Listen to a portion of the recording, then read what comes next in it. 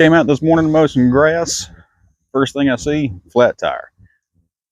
So, only thing to do is get it fixed. We'll get after it.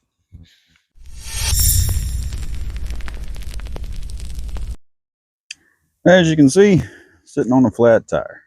You think, being that's only flat on one side, it'd be fine. But no, it needs to not be flat anywhere. So I'm going to have to pull all this off, break this bead loose, and pull this tube out. So if you're doing this, one thing you want to determine is, do you have a tubeless tire or a tube in your tire? One of the ways to tell is your valve stem. Let's see if we can get in here. You can, well, this one's not very good. Let's go to the other side. I'll show you one and what it's supposed to look like.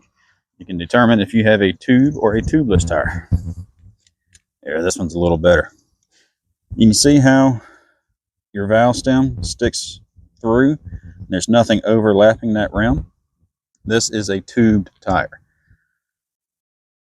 This is what a valve stem for a tubeless tire would look like. So if you have a tubeless tire, your method of repairing it will be different than what I'm about to do. And there's lots of videos on how to do it.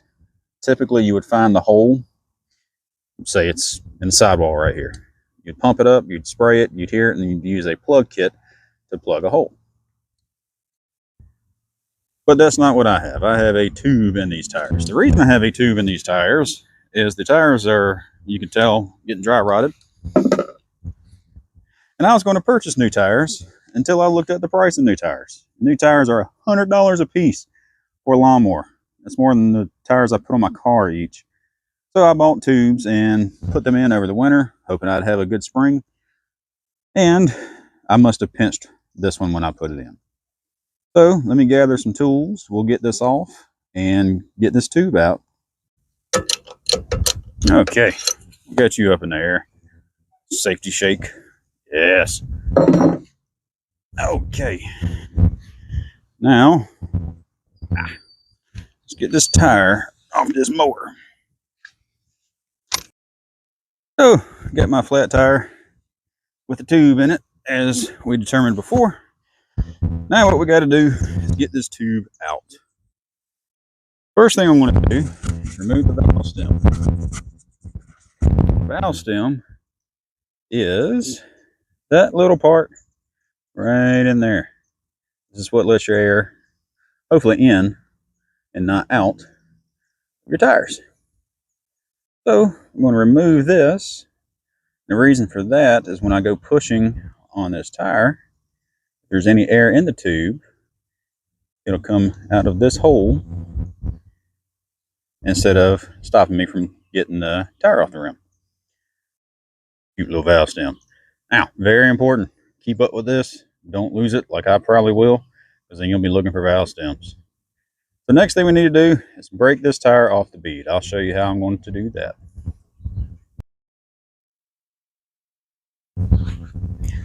Homemade bead breaker. My father built this 1982 probably out of some scrap metal before we had things like Harbor Freight where you could just go buy things, and it's been around here since. So that's what, 42 years. So many tires have been broken with this. If you made it this far in my video, you're thinking two things. First, why should I trust a guy in Crocs? Reason, I got him in 4-wheel drive, so I know what I'm doing. Second thing you're thinking, I don't have a homemade bead buster. That's okay. There's lots of other ways to bust tires off of rims. You can go up to Harbor Freight, pick you something up. You can drive over it with your car. I've had mixed results with that because I have actually hurt my car or truck tires by driving on the rim. You can do this with the floor jack. Other videos out there. Good news is this actually popped off all the way around. Now what I got to do, flip it over and do the same thing on the other side. Now, being that I'm pulling a tube out, you wouldn't think I'd have to pop it off the other side, but I need this whole rim to move away from the tire so that I can get the tube out. So there it went. You heard it pop. These were really easy. They're really easy because I recently had these off. So now I need to get that rim, that tire, off of one side of that rim. Ooh, fire ants. I messed their home up, didn't I? To get that off, a couple tire spoons. If you're going to do anything with tires, trying to get them off rims, I highly recommend some tire spoons. And I'll show you how they work. All right, got my tire spoons here. And if I look like I'm moving slow, like I'm 100 years old, because I feel like it, recently had surgery on my back, and if the doctor saw this, he'd probably be mad at me. All I'm doing, tire spoon, as you can see up here at the top, it's got a little angle to it. Digging one end, you just kind of pull them back like so. You get that out like that, feel which one is the loosest. I typically do, and just try to find another place to work your tire over the lip of that rim. Now, if the little ones don't seem to be doing it for you, it might. Bear with me. Try one more time. So close. See, if I wasn't videoing this, I'd have it off. Well, yeah. You just keep going around like so. Not much to it. But I was going to say, if the little ones don't do it for you, get you a big tire spoon. Problem with the big tire spoons is they can bend the rims pretty easy. You got a lot of leverage on a little rim. Now, I've been doing tractors and such, so I've got big spoons. I've got little spoons. I've got teaspoons, tablespoons, any kind of spoon. Well, not any kind. But we're going to keep fighting this. Oh, I don't think there's much fight left in it. Look at that. Let's keep going. You need tire spoons. Get in front of the rainforest. I think these two were like 15 bucks. Oh, this allows me to get my tube out. As you can see, this is why I was talking about breaking the back bead, because it would be really hard to get this tube out and back in if this was still sealed to the rim. But now we are ready to get our tube out. Hopefully.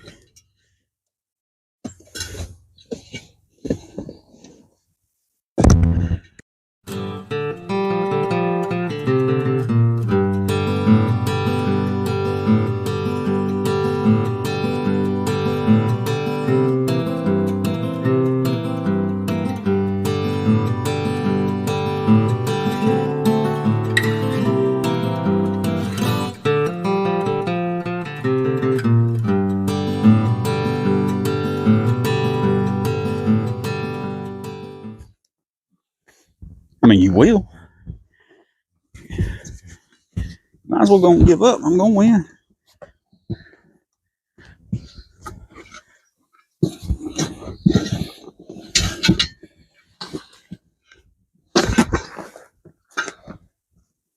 See? Is that easy?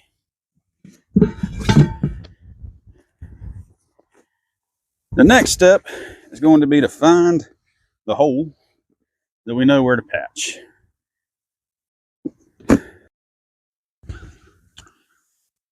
Alright, what we've done, put the valve core back in, put a little air.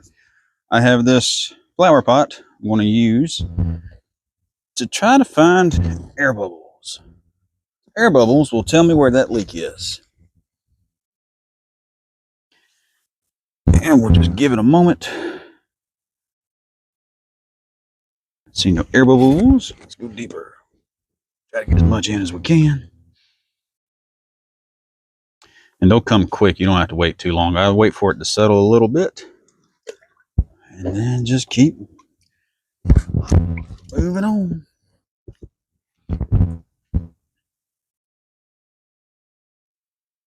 A lot of times if it's a bad leak, you'll hear it. But I didn't hear one on this. So we had to resort to the water. But the water will tell all.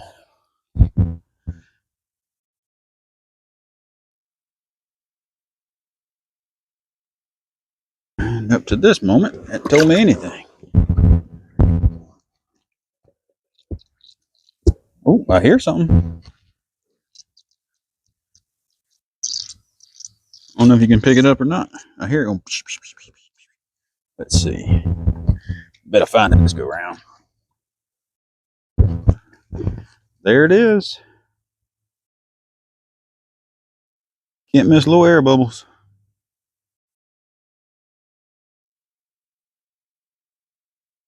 All right, well, the thing to do now is get a patch on that. That is a hole right there.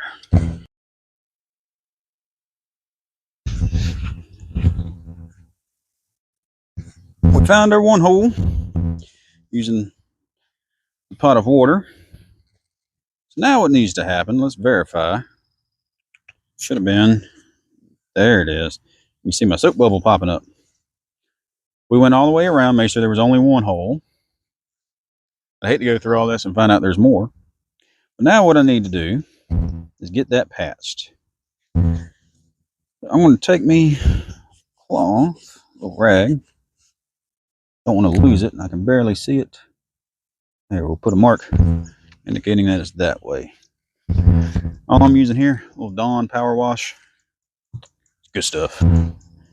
Yep, you can see one little hole. Right there. I'm sure you cannot see it on camera. We're just going to dry this off because we want this glue to stick. Yeah, there's a one little hole. So small. It explains why it was such a slow leak. So we're going to patch this area here. Little patch kit. Pick these up about anywhere. Problem I have with these is usually the glue dries up before I get a chance to use any more of the patches. But get a little rubber cements. We'll pick our patch. Now we have a teeny tiny little hole. Does not mean I'm going to use the smallest patch I have. Maybe we'll go medium sized. And maybe we'll do that. Because what you don't want is air, the bigger patch you have, the more surface area you have for it to stick. You don't want the air to bleed out from under your patch. But our hole is right there.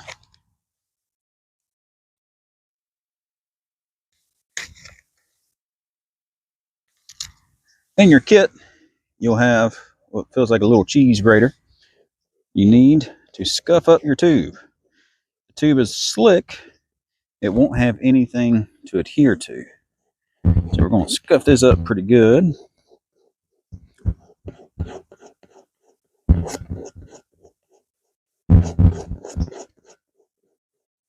I don't know if you can see it, but you can definitely feel the difference. You can feel how rough it is here, how smooth it is somewhere else. So we'll just keep roughing up until we get it roughed up enough.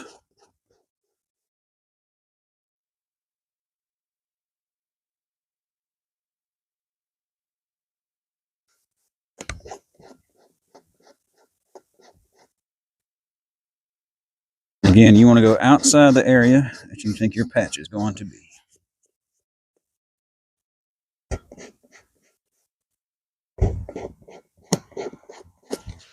All right, she's a little bit rough. It's probably the most I've roughed anything up in 20 plus years. So what I'm going to do, even though I did just clean it off, make sure I'm still in the right area. You see it? Kind of bubbling. Tells me I am still in the right area. So we're going to patch this guy. And what you need is a flat surface. So I'm going to let some more air out of this tube so I can flatten it down. I can make sure I get my patch to lay flat over this area that I need it to be. Another thing too, if you have air pushing out, it may make it harder for the patch to stick and seal. So we'll go about like that. In fact, I'll put this back in. I didn't. Oh no. Oh wait. I thought I might have lost it. There we go. These are easier to put in when they're not pushing back on you. There's no air in the tire, it can't push back. We'll put our core back in, our valve stem. So now I can push that down flat and get a good, hopefully, a good seal on this. So, got a little tube of rubber cement. Take cap, flip it over, poke me a little hole in it. Rubber cement. Put that there so I can lose it. And our hole is right here. And you want to make sure you get plenty on there. Now we'll take our patch. Put a little bit of cement on the patch. A little bit, I mean way too much. We'll spread all that glue out. And don't be scared to use glue. And put that patch right there. Just hold it for a few seconds. Let it start getting tacky. Definitely want this to stick and bond because I don't want to do this again. All right, patch installed. So now we wait for that to dry. Good deal. With our patch done, let's put a little air back in this tire tube. We'll dunk her back in the water. Okay. Same as last time, we're looking for bubbles. Hopefully a lack of bubbles. What do you know? No bubbles. I think this one's going to be good to put back in the tire over there. Good deal. Looks like our patch is going to work. Let's go slam it back in that tire. Get it back on the mower. With our repaired tube, all we got to do is slap her back in there. Sounds easy. To make this easier though, take your valve core removal tool. Guess what you're going to do with it? Remove your valve core. Reason being, that way the tube, a couple things. One, we can get all the air out of it. It's going to be hard to put this in here if it has air. In the pocket so we don't lose it. Drop that in there so we don't lose it. But we get all the air out of this. And it'll make it easier to put back in our rim and tire. Just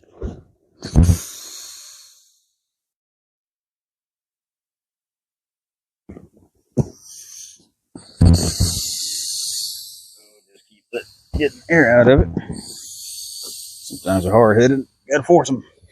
Okay. That done. Take a look at your tube. You'll see the valve stem is offset to one side. You want to line that up how it's offset on your rim. Now, I think this might be tough to get back in this rim because it was so tough to get out. But we're going to give it our best try here. So my hole for my valve stem is on this side of the rim. My valve stem is on this side of the tube. So let's try to get all this together.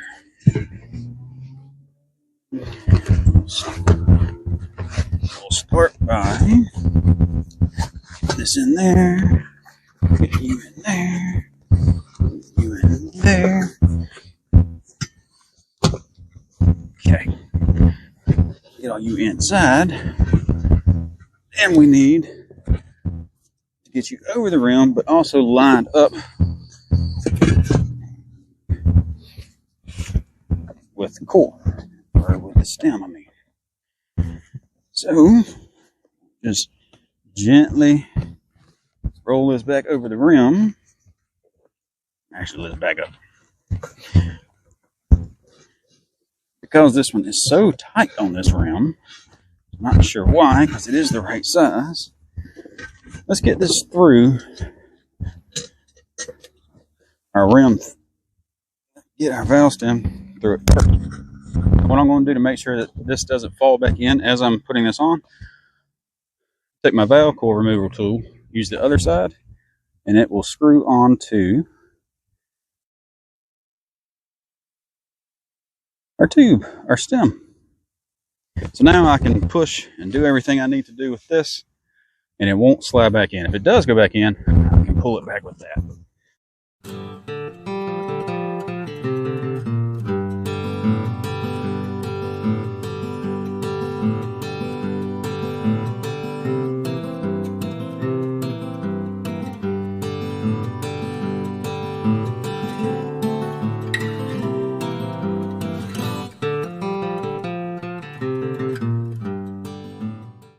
Okay, our tube is now all the way inside the rim. But we're still a little crooked, the valve stem, so we can kind of work it around. Get her. So another thing you want to watch out for when doing this, right now that tube is laying right here. That means it's all kind of balled up going this way. If I go and try to put this back inside that rim the way it is, it's going to pinch that tube. So what I want to do is pull that tube more towards the center of the rim.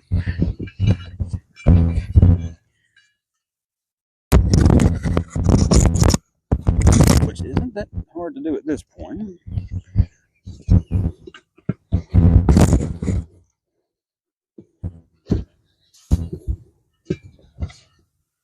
That's on center. It's on center. You can look in here and see. I can see where it's not centered. It doesn't have to be perfectly centered. And I don't know if you can see, that's why I screwed that on there, because that did just pull back. And like I said, I don't want to lose it. So now my tube is clear all the way around my rim. Now all we got to do is try to get the tire back on without screwing anything up. Get our spoons.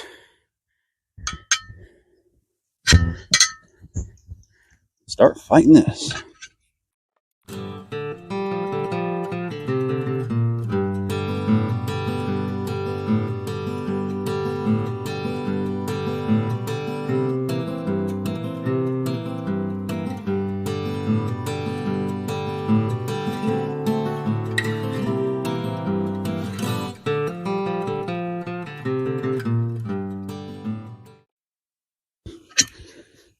Push you down.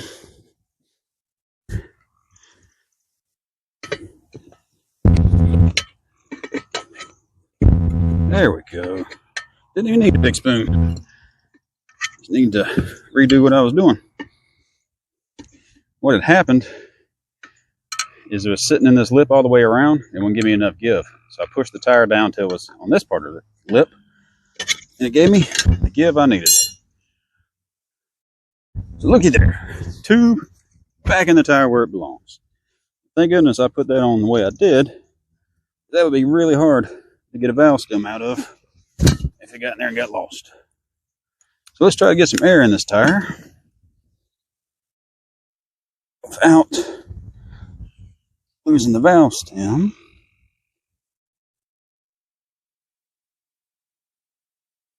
Put that back in my pocket. That was actually my grandfather's. And I haven't put the core back in yet. Go ahead. That's you. Right there. And got the core back in like so. Tighten it back down where it belongs.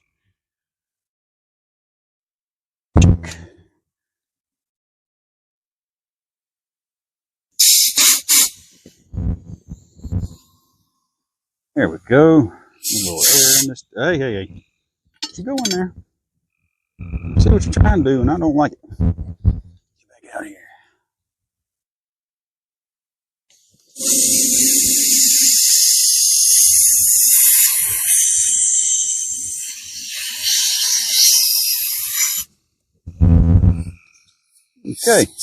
got enough air in the tube to hold the valve stem out a little bit.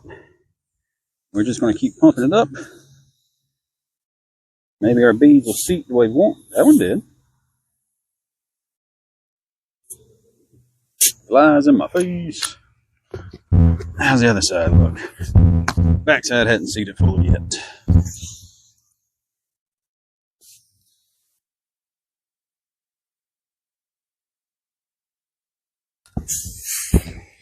Backside has seated. Got to carry a little grass around with it too. Look at that. Okay. That. Fix our valve stem a little bit while we can. It did end up twisting inside this tire some. As long as it doesn't leak again, it won't hurt anything. We'll put about 10 pounds in or so. And that's that. Got to put it back on the mower and see if it stays around.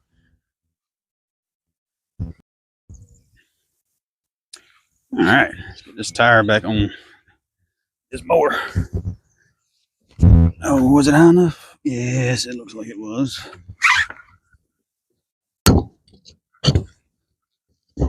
Careful. There we go. Don't want to hurt the back. Little lug nutters on.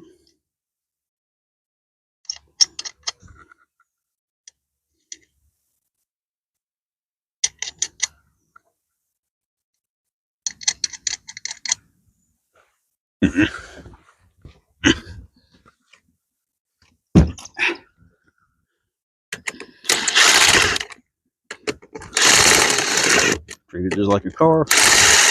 Cross tighten them.